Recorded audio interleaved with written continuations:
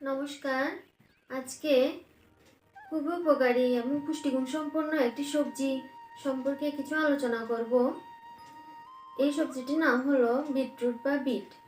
আমরা সকলে এই সবজিটি চিনি। তো এর মধ্যে কিছু উপকারী উপাদান রয়েছে যা আমাদের স্বাস্থ্যের জন্য খুবই উপকারী।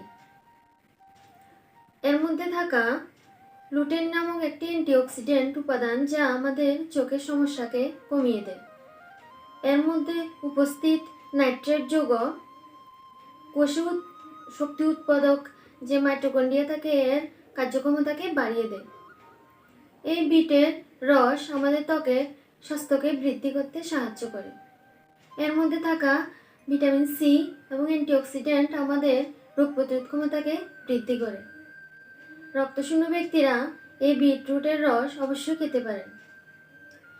এর মধ্যে টালাইন নামক একটি প্রদাহ বিরোধী যৌগ থাকে যা আমাদের প্রদাহ সৃষ্টিকারী রোগকে দমন করে। তাই সকলের উচিত স্যালাড হিসাবে এই বিটরুট খাওয়ার। নমস্কার।